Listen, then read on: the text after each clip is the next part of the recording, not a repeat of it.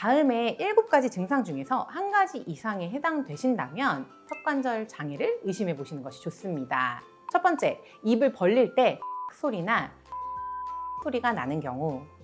안녕하세요. 피부를 위한 건강한 수다 지톡스 피부과 전문의 손지희입니다. 턱관절에 통증이나 염증이 생겨서 혹은 잘 때 이갈이가 너무 심해서 또 입을 크게 벌리거나 할 때 통증으로 인해서 치과에 가서 턱관절 치료를 받아보신 분들이 계실 텐데요. 요즘에는 턱관절 부위에 보톡스를 통해서 이런 턱관절 장애를 치료하기도 합니다. 오늘은 턱관절 보톡스, 사각턱 보톡스에 대해서 알아보고 추가적으로 만성 편두통 시에도 도움이 될 수 있는 다양한 분야의 다양한 부위의 보톡스에 대해 설명드려보는 시간을 가져보도록 하겠습니다. 턱관절 장애가 있으면 어떤 증상이 발생하나요? 턱관절 장애가 있는 경우 통증이 발생하는 경우가 흔하지만 그 외에 두통이나 불면증과 같은 다른 증상을 동반하기도 합니다. 통증이 오래 지속되게 되면 뇌 신경계가 흥분을 하면서 신호 전달에 이상이 생길 수 있기 때문인데요. 이로 인해서 실제로는 문제가 없는 주변 머리 근육이나 치아까지도 통증이 있을 수 있습니다.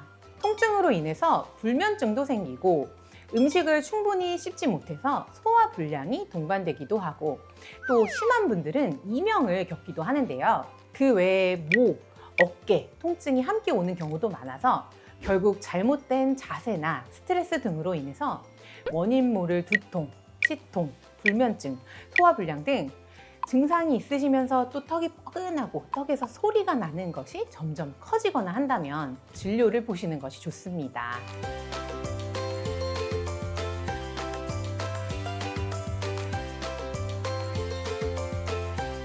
턱관절 장애를 자가 진단해 볼 수 있는 방법이 있나요? 턱관절 장애는 두통이나 치통 등 예상치 못한 증상으로 나타나기도 하는데요. 보통 여성분들이 근육의 구성물질 비율 차이로 인해서 남성보다 턱 근육이 더 잘 뭉치는 편으로 알려져 있고 그렇기 때문에 남성분들보다 더 턱관절 장애가 흔한 것으로 알려져 있습니다. 특히 턱관절 장애는 겨울에 많이 발생합니다. 아무래도 겨울철에 특히 기온이 낮아지고 또 턱관절 혈관이나 신경을 수축시키고 자극하는 것도 영향을 미치는 것이라고 하는데요. 다음에 7가지 증상 중에서 한 가지 이상에 해당되신다면 턱관절 장애를 의심해 보시는 것이 좋습니다. 첫 번째, 입을 벌릴 때 딱 소리나 모래 갈리는 소리가 나는 경우. 두 번째는 턱이 움직이지 않거나 입이 잘 벌어지지 않는 경우. 세 번째는 윗니와 아랫니 사이에 손가락 3개가 들어가지 않는 경우. 그리고 네 번째는 입을 벌릴 때 턱에서 걸리는 느낌이 드는 경우입니다. 다섯 번째는 음식을 씹을 때나 심지어 가만히 있어도 턱이 아픈 경우고 여섯 번째는 귓속이나 귀 주위, 관자놀이 그리고 뺨 근처가 뻐근하거나 아픈 경우 그리고 마지막 7번째는 입을 벌리고 담을 때 양쪽 턱의 움직임에 차이가 있는 경우입니다. 그 외에도 잠잘 때 이를 갈거나 평소 질긴 음식을 먹거나 또 엎드려서 자는 습관이 있거나 또 목과 어깨 사이에 이렇게 휴대폰을 낀 채로 통화를 오래 하는 습관이 있는 분들의 경우 그리고 말을 많이 하는 그런 습관이나 직업상의 특성도 영향을 미칠 수가 있습니다. 따라서 선생님, 상담원 분들처럼 말을 많이 하는 직업군에서는 턱이 아프다면 턱관절 장애를 의심해 보시는 것이 필요할 수 있습니다.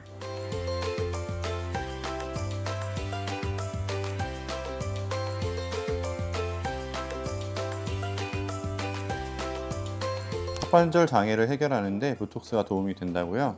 턱관절 장애로 인해서 통증이 심하고 또 턱관절 자체가 손상이 되거나 내부 디스크가 손상이 되었다면 치료가 필요할 수 있습니다. 이갈이가 심한 분들의 경우 치과나 피부과에서 사각턱 보톡스를 권하는 이유인 거죠. 그 외에도 염증이 동반된 경우라면 염증을 완화시키는 소염 진통제를 처방하기도 하고 또 구강 내 장치를 이용해서 입안에 끼우는 구조물을 통해서 턱관절을 보호하고 안정시켜주기도 합니다. 결국 가장 좋은 것은 전문의 진료를 보시는 것입니다.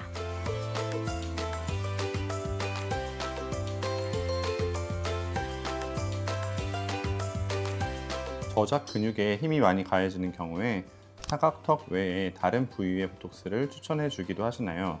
근육 이완 및 축소 목적으로 사각턱 부위 외에 강대 쪽 부위에 턱관절 보톡스를 맞거나 축두근, 관자놀이 보톡스를 맞기도 합니다. 결국 씹는데 관여하는 근육은 다 연결이 되어 있기 때문에 한쪽이 약화되면 다른 쪽이 비대해지거나 강해지기도 합니다.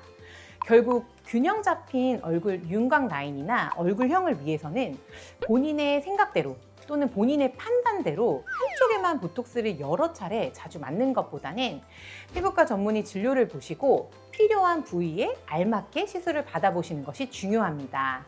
일례로 사각턱 보톡스만 주구장창 많이 맞으셨던 분들 중에서 오히려 측두근이 비대해지면서 얼굴이 역삼각형 모양으로 얼굴형이 새로운 고민거리가 생기신 분들도 계십니다.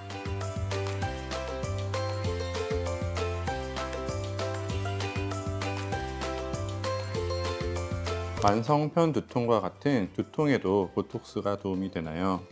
앞서 말씀드린 턱관절 장애 외에도 다양한 분야에서 보톡스를 사용하기도 합니다. 예를 들면 편두통, 다한증, 탈모, 턱관절 장애 외에도 요실금이나 치질, 비만 등의 범위까지 최근에는 난치성 고혈압 환자에 대한 보톡스 치료 성공 사례를 발표하기도 한 만큼 진료과별로도 보톡스 치료 범위가 확대되고 있습니다. 특히 약물 치료 효과가 없는 만성 편두통 환자에게도 보톡스 주사를 놓는데요. 통증 유발 신경 전달 물질의 방출을 막기도 하고 근막의 긴장으로 인한 두통의 증세를 완화시킬 수 있어서 두통 치료에도 활용됩니다. 사실 승모근 보톡스와 같은 시술 역시 미용적 목적으로도 진행을 하기도 하지만 어깨 통증이나 후두부, 뒤통수 부위에 통증이 있는 분들에게도 시술을 하게 되면 통증 완화 효과도 좋습니다.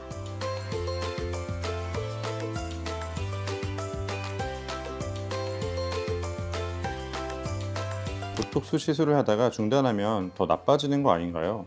많은 분들이 보톡스 주사가 이제 아픈 것도 걱정을 하시지만 혹시라도 하다가 중단하게 되면 이전보다 더 나빠질까봐 걱정하시는 분들도 많으십니다. 보톡스는 근육을 일시적으로 마비시키는 것으로 엄밀히 말하면 근본적인 치료법은 아닐 수 있는데요. 결국 3에서 6개월 주기로 꾸준히 맞아야 한다는 단점으로 시작 전부터 아무래도 걱정을 하시는 분들이 계십니다. 결론만 말하면 보톡스 시술을 중단한다고 해서 시술 전보다 상태가 더 나빠지는 것은 아닙니다. 오히려 회차를 거듭할수록 일종의 보톡스의 예방 효과가 생기면서 텀이 더 벌어진다 하더라도 효과가 더 오래 유지되는 것과 같은 현상이 생기기도 합니다.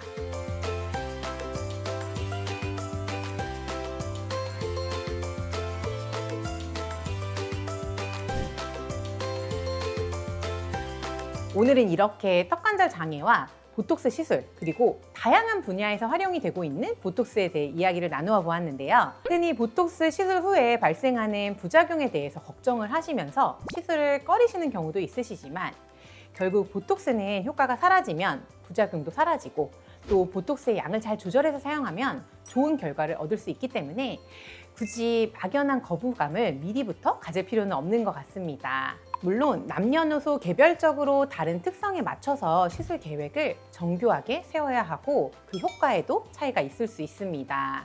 정품 정량을 준수해서 시술하고 또 세밀하고 정교하게 시술을 할 수 있는 숙련된 피부과 전문의와 상의해 주시는 것이 좋겠습니다. 안전성과 시술 효과를 높이는 방법은 전문의와 상의하는 거겠죠? 더 궁금한 사항 있으시면 언제든지 댓글 남겨주시고요. 구독과 좋아요 부탁드립니다. 지금까지 피부를 위한 건강한 수다 지톡스 피부과 전문의 손지희였습니다. 다음에 더 알찬 소식으로 돌아올게요. 안녕!